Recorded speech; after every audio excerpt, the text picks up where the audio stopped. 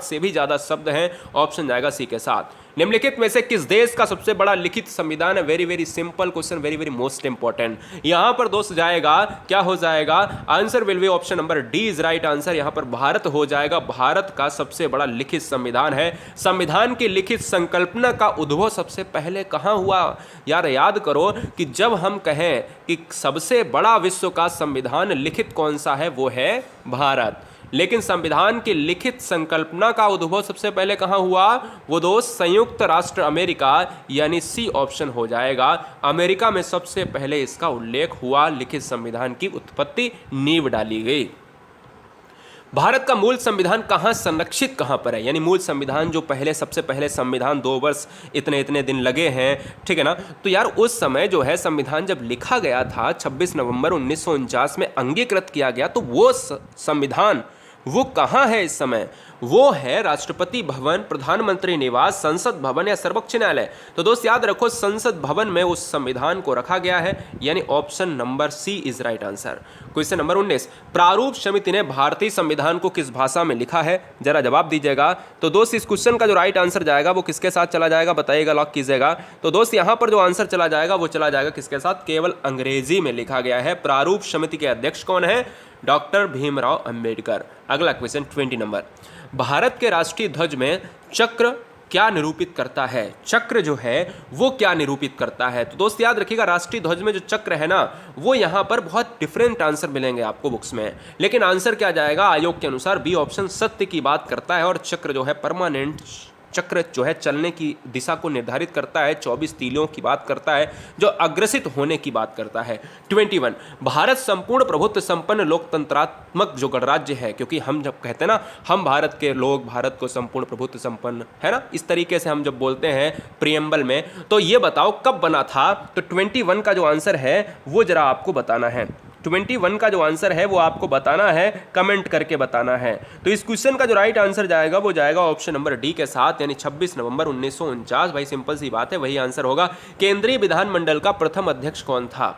केंद्रीय विधानमंडल का प्रथम अध्यक्ष कौन था? तो आंसर जाएगा विठल भाई पटेल, ऑप्शन सी जाएगा। गणेश मावलंकर कौन है? गणेश मावलंकर हैं लोकसभा प्रथम अध्यक्ष। और सच्चिदानंद सिन्हा हैं आपके कौन? ये हैं आपके लोकसभा से, ठीक है, लोकसभा लिख देता हूं। राजेंद्र प्रसाद हैं यहाँ पर स्थायी अध्यक्ष हैं, ठीक है ना। और ये रहे हैं प्रथम अस्थायी अध्यक्ष रहे हैं। इस चीज़ को आप याद रखिएगा और इस क्वेश्चन का आंसर सी हो जाएगा। निम्नलिखित में से कहां लोकतंत्र नहीं है? कहां पर लोकतंत्र जो है नहीं है? जवाब दीजिएगा फटाफट। इस क्वेश्चन का राइट आंसर क्या होगा? अमेरिका में है, नॉर्वे में है, भारत में है या फिर चाइना में है? तो इस क्वेश्चन का जो राइट आंसर जाएगा वो किसके साथ? चाइना के साथ चला जाएगा। निम्नलिखित में से कहां पर लोकतंत्र नहीं है? तो डी में हमारा ऑप्शन नंबर चीन में लोकतंत्र नहीं है। भारत में एकल नागरिकता की अवधारणा कहां से ली गई है? भारत में एकल नागरिकता की अवधारणा कहां से ली गई है? तो इस क्वेश्चन का जो राइट आंसर जाएगा वो ऑप्शन नंबर ए के साथ, इंग्लैंड के साथ चला जाएगा। किसके साथ? इंग्लैंड के साथ चला जाएगा, कि जहां से एकल नागरिकता, क्योंकि भारत में एकल नागरिकता है। अमेरिका की बात करें तो अमेरिका में एकल नागरिकता नहीं है, अमेरिका में यहां पर डबल नागरिकता है, दोहरी नागरिकता है। ऑप्शन ए जाएगा। भारतीय संविधान में संविधान संशोधन करने की प्रक्रिया को कहां से लिया गया है? संविधान में जो संशोधन होता है वो लोकसभा या राज्यसभा के द्वारा होता है, कहीं भी पेश किया जाए, फिर उस पर हस्ताक्षरित हो राष्ट्रपति, ये वो, ठीक है। तो यहां पर अगर हमें बात करनी है कि भाई उस प्रक्रिया को सबसे पहले कहां से लाया गया है, तो अनुच्छेद 368 ये कहता है संविधान में संशोधन होगा, हम उसकी भी बात करेंगे। लेकिन दक्षिण अफ्रीका एक ऐसा देश है जहां से हमने इस प्रक्रिया को लिया है। भारत की संविधान सभा को किस योजना के द्वारा गठित किया गया है? बड़ा अच्छा क्वेश्चन है। भारत की संविधान सभा जिस समय गठित हुई थी उस समय बेवल, क्रिप्स, अगस्त, कैबिनेट, बहुत सारी ऑप्शंस ऐसे मिलेंगे एग्जाम में। तो यहां पर आंसर किसके साथ? कैबिनेट मिशन के आधार पर भारतीय संविधान सभा के द्वारा यहां पर पूरी तरीके से इसको परखा गया, देखा गया और गठन किया गया। अगला क्वेश्चन, भारतीय संविधान की रचना किस समय संविधान सभा का संवैधानिक सलाहकार कौन था? यानी भारतीय संविधान की रचना हुई थी जिस समय, यानी जिस समय, उस समय संवैधानिक सलाहकार कौन था? तो आप याद रखिएगा बीएन राव, आपने नाम सुना होगा। तो बीएन राव जो है सलाहकार समिति के प्रमुख थे, संवैधानिक सलाहकार थे। ऑप्शन सी लॉक होगा। ये क्वेश्चन बहुत सिंपल था। अगला क्वेश्चन थोड़ा सा हम कठिन बनाते हैं।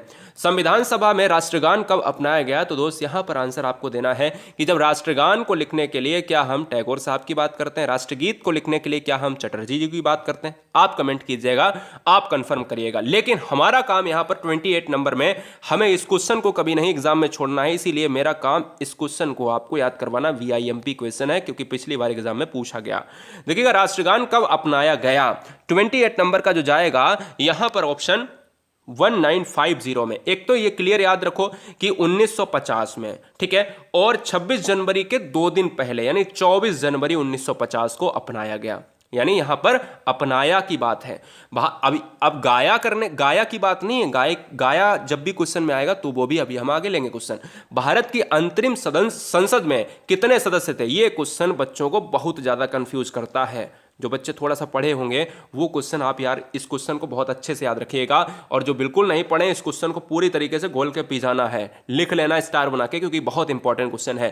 अंतरिम संसद में कितने जो है सदस्य थे, तो आप याद रखिए 296। बहुत जगह आपको 313 बच्चे यार कंफ्यूज करेंगे, आपको क्लियर है, लेकिन 296 एनसीईआरटी किताब में साफ लिखा है कि 296 अंतरिम संसद में सदस्य थे। ऑप्शन ए जाएगा। संविधान सभा में कुल कितनी महिलाएं थीं, तो यहां पर थी की बात कर रहा है। मूल संविधान में 15 महिलाएं थीं। ऑप्शन ए जाएगा।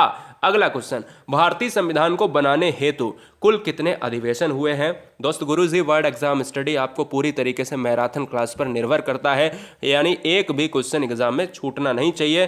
पूरी तरीके से फोकस है कि हर सब्जेक्ट को क्लियर करके आप तक वो बेहतरीन लेवल, टॉप लेवल का ज्ञान पहुंचाने की। इसलिए चैनल को सब्सक्राइब करें, ये आपकी मर्जी है, ना करें आपकी मर्जी है, लेकिन हमारी मर्जी है कि आप सिलेक्शन लेकर आए। भारतीय संविधान को बनाने हेतु कुल कितने अधिवेशन, 12 अधिवेशन हुए थे। अगला क्वेश्चन है, आजाद भारत के संविधान सभा के अध्यक्ष कौन थे, बताओ।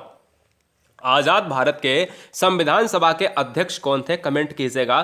तो कमेंट कीजिएगा यहां पर आजाद भारत यानी स्वतंत्र भारत के संविधान सभा के जो अध्यक्ष थे वो कौन थे, डॉक्टर राजेंद्र प्रसाद। भाई सिंपल सी बात है, यहां पर अगर हम पूछेंगे तो संविधान सभा के अध्यक्ष पूछा जाए तो राजेंद्र प्रसाद मारेंगे, और कुछ नहीं आपको मारना, नहीं तो सच्चिदानंद सिन्हा भी मार दे, तो वो तो सभा की बात करी थी स्टार्टिंग में। भारत के पहले राष्ट्रपति के रूप में डॉक्टर राजेंद्र प्रसाद का चुनाव, ये बढ़िया क्वेश्चन है। इस समय जो राष्ट्रपति प्रेसिडेंट बन रहे हैं उनका चुनाव अलग तरीके से होता है, यानी जो पहली बार राष्ट्रपति बना था वो कौन था, राजेंद्र प्रसाद।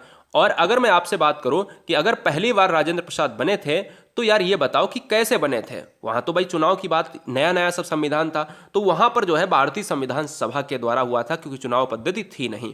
हमारा राष्ट्रगान पहली बार कब और कहां गाया गया था, देखिएगा अभी मैंने आपको बताया कि देखिए सबसे पहले गाया गया और लागू किया गया या अपनाया गया, फर्क है। जब क्वेश्चन में पूछा जाए कि भाई कब और कहां गाया गया, तो ये कलकत्ता में गाया गया, और कब गाया गया तो ये 1911 में गाया गया। पूरी डेट क्या है, 27 दिसंबर पूरी डेट है, तो ये आपको पूरी तरीके से ज्ञान होना चाहिए। अगला, स्वतंत्र भारत की लोकसभा का पहला अध्यक्ष, स्वतंत्र भारत की लोकसभा का प्रथम अध्यक्ष कौन था, वेरी वेरी मोस्ट इंपॉर्टेंट। अभी मैंने आपको बताया था कि जीवी मावलंकर यानी मावलंकर साहब को कहा जाता है प्रथम लोकसभा अध्यक्ष, स्पीकर कहा जाता है, और option D is right answer. चलिए, भारतीय संविधान का सबसे बड़ा एकाकी स्रोत क्या है, ये बड़ा अच्छा क्वेश्चन है। ब्रिटिश शासन, यूएसए का bill of rights, government of India act 1919 और गवर्नमेंट ऑफ इंडिया एक्ट 1935। दोस्तों यार याद रखो कि जिस समय हम बात करते थे संविधान को बनाने के लिए, उस समय हमने संविधान को बनाने के लिए हमने अनुच्छेद की बातें छोड़ो, लेकिन एक्ट एक जरूर है, 1935 एक्ट को हमने बहुत ज्यादा यहाँ पर क्या, बहुत ज्यादा जो है हमने इसकी मदद ली। अगला क्वेश्चन, भारत एक क्या है, भारत एक क्या है, राज्यों का संघ है, बहुत अच्छी बात है, लेकिन ऑप्शन में तो राज्यों का संघ है नहीं। अनुच्छेद आर्टिकल 1 में यह कहा गया है भारत एक राज्यों का संघ होगा, लेकिन भारत है क्या, एक भारत एक धर्मनिरपेक्ष राष्ट्र है, इसलिए ऑप्शन किसके साथ जाएगा, ऑप्शन जाएगा भाई ए के साथ। अगला क्वेश्चन, हिमाचल प्रदेश को राज्य का दर्जा प्रदान किया गया, ये क्वेश्चन मैंने इंपॉर्टेंट तरीके से लिया है। हो सकता है आप किसी स्टेट की तैयारी कर रहे हैं, किसी स्टेट में एग्जाम देने जा रहे हैं, भले ही यूपी की बात करें, राजस्थान की बात करें, बिहार की बात करें, मध्य प्रदेश में, जितने भी पार्ट में आप एग्जाम देने जा रहे हैं, इस क्वेश्चन को बड़ा ध्यान से पढ़ के रखिएगा क्योंकि इंपॉर्टेंट है। हिमाचल प्रदेश को राज्य का दर्जा दिया गया है 1971 में, बड़ा अच्छा क्वेश्चन है क्योंकि ये बाद की बात है, और ये जब बाद की बात है तो ये इंपॉर्टेंट बन जाता है।